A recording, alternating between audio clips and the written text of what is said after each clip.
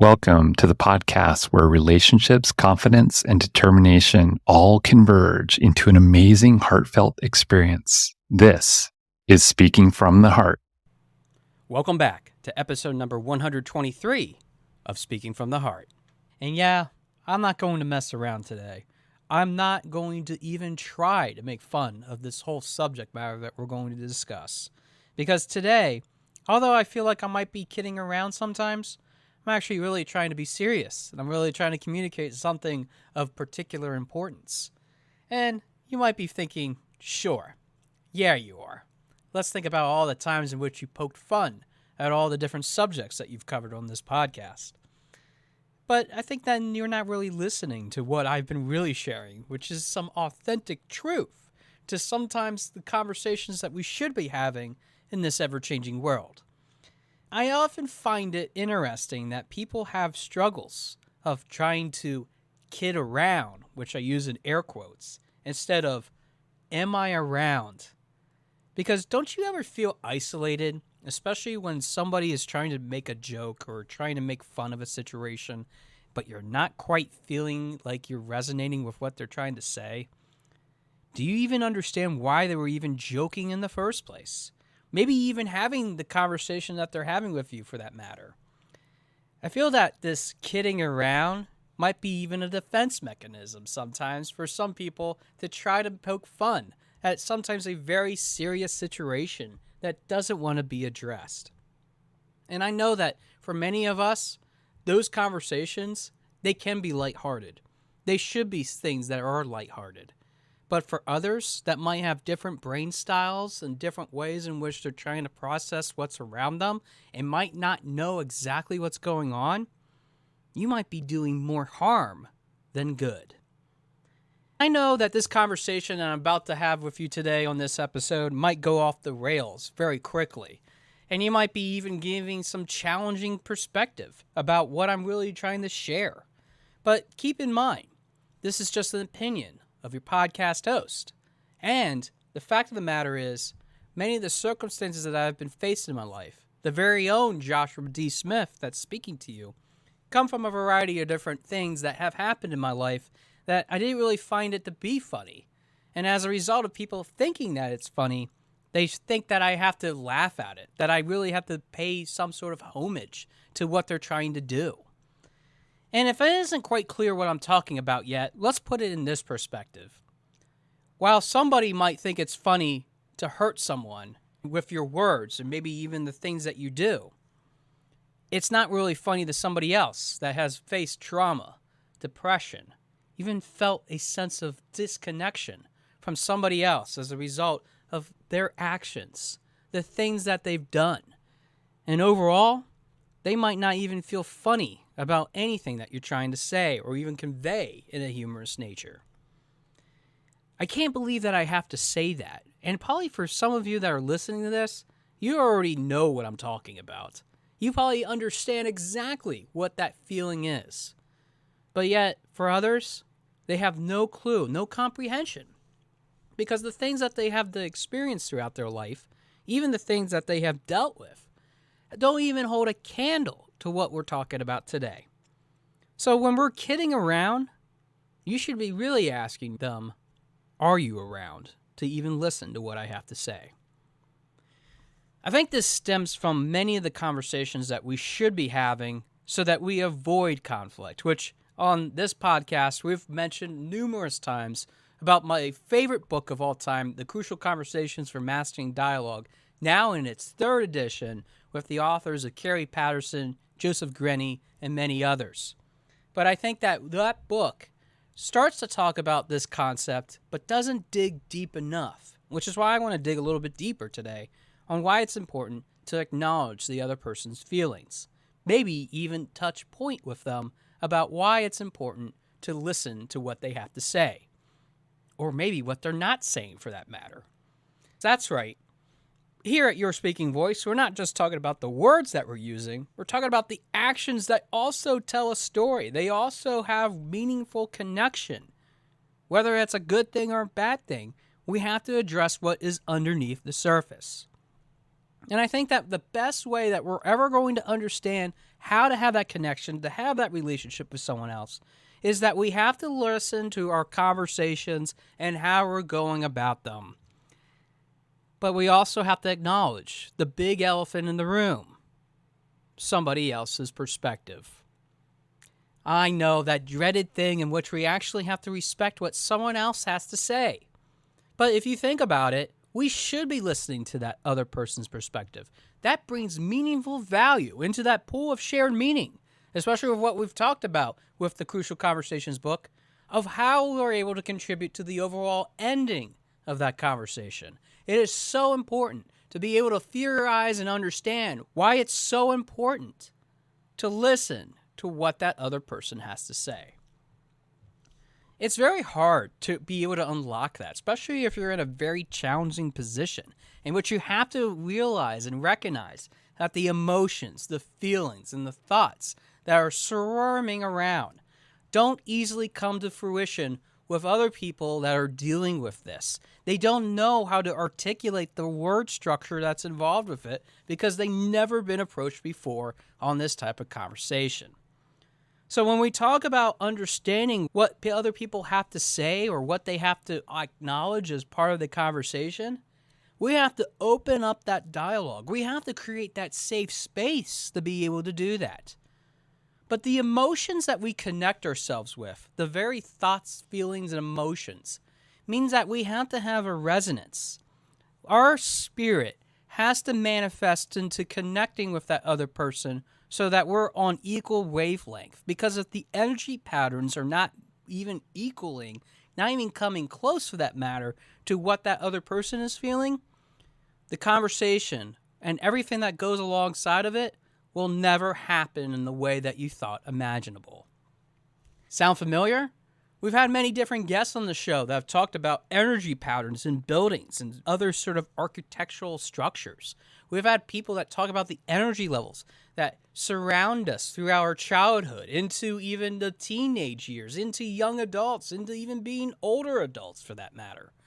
All of those do manifest into this connectivity that we're talking about today. Because if we don't have that connection and we're not able to be taken seriously, they are going to think that you're messing around. They are thinking that you're not worthy of their time or their consideration. And I find it really disheartening because I think everybody has this opportunity to feel connected. We should be all valuing our energy levels, our ability to connect. We are human creatures after all. We need to feel a lot more comfortable about the things that we're talking about, but also the things that we do talk about as topics need to be respected. And respect is something that is very hard to find, especially nowadays, when you can easily go on social media and be bombarded by all hate, negativity, and no respect to the opposite viewpoint. You even see the dysfunction, especially of politicians, being able to work together, being able to see the common cause, and go over those concessions, those abilities that we should all have to be able to negotiate, delegate, and discuss to be able to be on equal footing. I think the most important relationships that we have are for the people that want to hear us and what we have to say. And if we disrespect the process that's involved with it, you might as well forget about ever holding a crucial conversation. But before I go off more on a path of crucial conversation, let's refocus on the fact that this is about emotions. This is about whether you're being taken seriously or not. And that's a confidence factor. In confidence, we're trying to feel a lot better about the things that we're trying to do, to feel like we are an expert, an authority. Whether that is in parenting, whether that's being a teacher, whether that is being a business person, regardless of the nature in which you're trying to achieve this. Each of us are trying to garner the respect of somebody else. But do we need to be known as a jokester to be able to become a lot better at our craft? It's funny because when I talk about this subject, I think about the fact that I use humor as a defense mechanism. I use it because I've always been afraid of what other people might think about some of the thoughts that I have. Because I know that the thoughts that I have are very black and white. They're not very concrete. They're not very colorful. Sometimes I am pigeonholing myself into this corner of not being able to negotiate, to address the situations and the feelings that I'm feeling. As a result of that, the connections that I have often tend to be very surface. They're not very deep. And as a result of that, people think that I'm trying to be funny, when oftentimes, if they would ask the right questions, if they would probe a little bit deeper, especially in the moment when things are really turning sour, they might be able to get a lot more out of me and what I have as thoughts, feelings, and emotions as it relates to the subject matter. In other words, having that meaningful connection when you think that someone is funny might be something a little bit deeper going on than you ever thought imaginable. I think that we have to figure out a little bit more about what it means to dig below the surface instead of feeling like we have to go to this big, overarching conversation about why something happened in the first place. We feel isolated, we feel insecure about certain subject matters or certain things because I think it's always about what we have going on in our lives. I think that we always think that we have to overachieve. We have to be able to say to ourselves, this is okay to feel, but at the same time, having that conversation about why it's important to discuss what's going on can help us to focus, to achieve more clarity, instead of running around, having that in the back of our minds, and distracting us from the bigger picture. As I've even mentioned in a previous episode, having the distractions of somebody, even something for that matter, that doesn't allow us to become the best version of who we are, oftentimes means that we have to overcome not just the problems that we have in our lives, but also the problems that other people have. We have to be our own coaches sometimes when it comes to addressing what is really happening.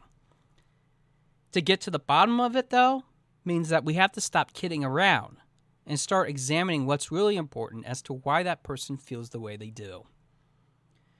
Businesses spend so much time resolving conflict, and a recent study that I read within the last year puts it at about 3 hours out of an 8-hour workday, in which many managers and bosses have to resolve that conflict that's happening in the workplace. Imagine spending almost half your day addressing conflict and not being able to do your work. I wonder we are least productive because we're always trying to put out a fire because somebody doesn't know how to diffuse conflict. In other words, instead of worrying about why they're kidding around and joking around, they're not looking at what's below the surface. The next time that you have a conversation with someone and you're saying to yourself, why is this person kidding around? Maybe they have something deeper happening in their lives. Maybe they truly are kidding around, and maybe it's a Friday afternoon in which there isn't very much work and you're just beating down the clock before you get to head out the door or sign off from your computer, for that matter. And that's okay. It's really about understanding how you can connect, how you can create, and how you can endeavor to find that relationship with someone, or something for that matter, that allows you to understand why somebody is feeling the way they are. Now, today, I'm not asking you to be buddy-buddy with someone that you absolutely despise being with. I'm actually asking you to open the door to the possibility of having a conversation, to having a negotiation, if you will, of somebody that might be feeling a little bit down in the dumps, but isn't quite sure how to best move forward. And you've seen some of the patterns that oftentimes patterns never happened before in that person. Maybe the days in which they were happy at one point are now looking a little bit sadder. Or maybe the days in which they are looking a little bit happier might be because of some things that have been happening below the surface, and maybe they are acting out of turn because they're never that kind of happy that they're showing right now. Now, I'm not asking you to go put on your detective hat, be Sherlock Holmes or Mr. Watson for that matter, and walk all over England to figure out what solving the crime is all about, especially when you know that all the hidden clues are actually visible. I'm not asking you to do that. What I'm asking you to do is just pay attention a little bit more than you normally would pay attention. Because when people go off the rails, something is wrong. I know that for many of us, this might be just fun and games, but when we are about ready to get down to business and we want to have meaningful, engaging conversations, and that person doesn't want to open up, the damage has already been done. Something has already happened. And when you're getting all the laughs and chuckles when you're trying to be serious, now you understand that maybe there was something wrong to begin with, but it was already too late to fix it. My hope for you today is that you start to open your eyes and you see that that is not impossible to resolve. You can change anything or everything about your life and what you're really trying to do. But it's about understanding and recognizing that we all have faults. We all have things that we have to be serious about, but also at the same time address the concerns, the problems, the feelings of remorse, guilt, shame, maybe even ridicule for that matter, and be able to have a conversation so that that conversation not only resolves conflict, but maybe just resolves a minor difference that you have. But hey, if it's a Friday afternoon and you're listening to this, I would recommend re-listening to this on a Monday because they might be just joking around. But it's about patterns. It's about what we see directly and indirectly. It's about taking inventory of what's all around us. But it's also paying attention to the signs that are around us when they really count the most. So the next time that you're messing around, think about what you might be doing. Think about how it might have an impact on somebody else that might be thinking a little bit differently. But I'm not also saying that you have to be hypersensitive. Maybe have a conversation about what it means to be a little bit funny with that person. Maybe they will have a different perspective, appreciation, if you will, of what your viewpoint is. And if they don't like you, even after all of that, that's okay. You tried. And in the coaching world, we celebrate trying. Even if it doesn't succeed, the sheer effort of you actually applying by what you have been taught can make such a big difference, not just in your mindset, but also in what other people might think about you. And what I think about you when you try this, I know you're not messing around. I know that you're taking it seriously, and I'm glad for it. Thanks for listening to episode number 123 of Speaking from the Heart. And I look forward to hearing from your heart very soon. Thanks for listening. For more information about our podcast and future shows, search for Speaking from the Heart to subscribe and be notified wherever you listen to your podcasts. Visit us at www.yourspeakingvoice.biz for more information about potential services that can help you create the best version of yourself. See you next time.